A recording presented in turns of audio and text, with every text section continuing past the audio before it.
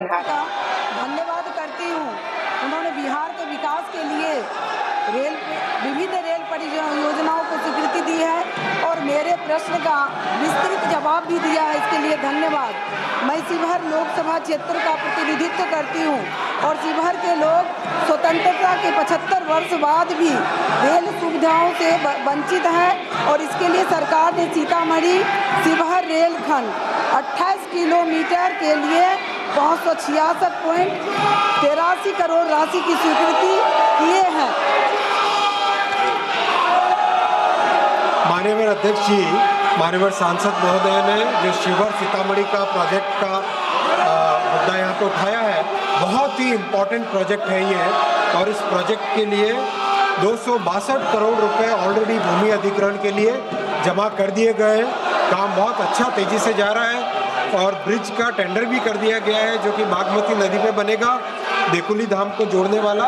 और सीतामढ़ी शिवहर नई line project के लिए 567 करोड़ रुपीस सैंक्शन किए गए हैं और इस काम पे इस प्रोजेक्ट पे तेजी से काम चल रहा है। Girdhari Yadav ji.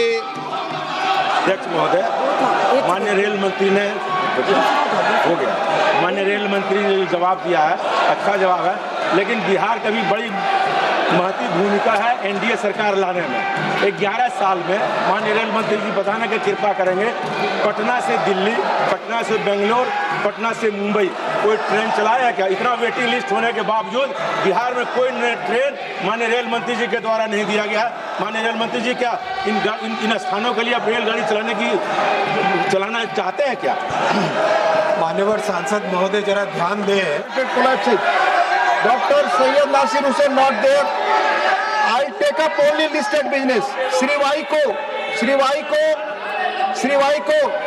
Dr. John Pritash ji, please. Dr. John Pritash ji, please help your. Yes, please. Help him, please. I am so thankful to you for giving me this opportunity. Yes, you speak. To raise the issue of Tamil Nadu fishermen. Only that will go on record, sir. Only that will go on record. Sir, unfortunately, instances of arrest of Tamil fishermen and attack on them by Sri Lankan Navy have increased year by year since the start of 2025. The arrests have totaled 150 fishermen with 20 boats confiscated. The situation has created significant financial hardship for fishing families who often face substantial fines to secure their relatives' release. Recently, 6 Indian fishermen, Tamil fishermen, were apprehended by Sri Lankan Navy on 13th July 25 and their motorized fishing boats seized.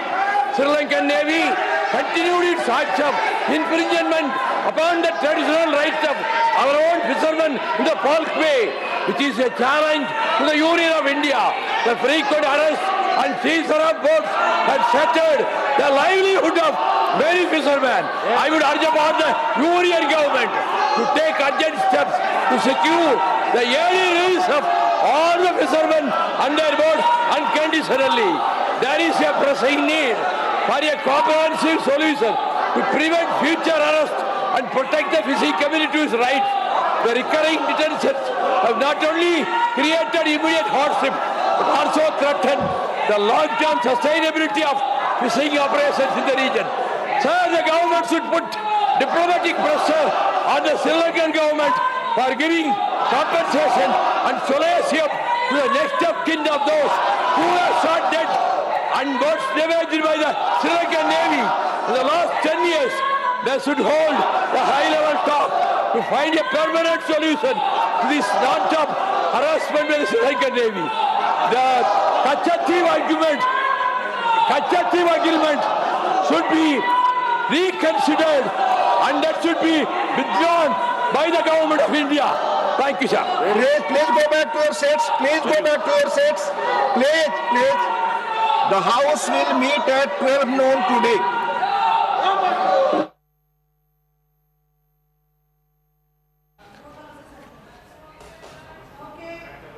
Both Lok Sabha and Rajya Sabha once again adjourned minutes into proceedings beginning, and you saw the kind of ruckus, the kind of noises that were being made in both the houses, both in Lok Sabha and Rajya Sabha, following which the adjournment came through. But do remember, there's lots being spoken of in the opposition camp. We've been trying to highlight what the sentiment in the Congress is, in the TMC is, the TMC gunning for the Congress, and in particular pointing out how the Congress was the one who had spoken of Jagdeep Dhankar's or let go of Jagdeep Dhankar's impeachment in the first place. Jagdeep Dhankar is resigned as the Vice President. This has left many in political circles stunned, but it's also raised the next big question on who's going to replace him. First big question is, of course, why this resignation has happened, because the opposition certainly is not buying the version that's been put in public domain, which is health reason. Going across to Arunima, who joins us with more details. Arunima, who next is another question that's doing the rounds. There are several names being spoken of.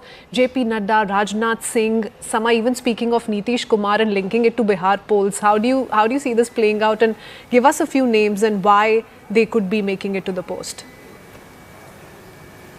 See, I think this is a very preliminary stage, and all the names that we are hearing are mostly social media chatters or people making intelligence guesses.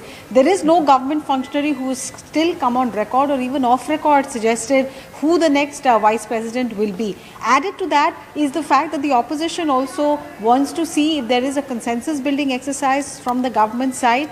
If not, opposition is willing to go ahead and make this into a contest. Already opposition is upset that the deputy speaker's position in Lok Sabha, which they have been demanding and which the government right at the start assured them of, there is no forward movement on that count. So now that the vice president's chair is vacant, they want to make a fight out of it unless the government reaches out. So there are various factors before we know who the next vice president of India would be. But you're right, names like that of Nitish Kumar, names like that of Rajnath Singh are doing the round. If Rajnath Singh or even JP Nadda is the final consensus candidate or the candidate, then it could also lead to a cabinet reshuffle.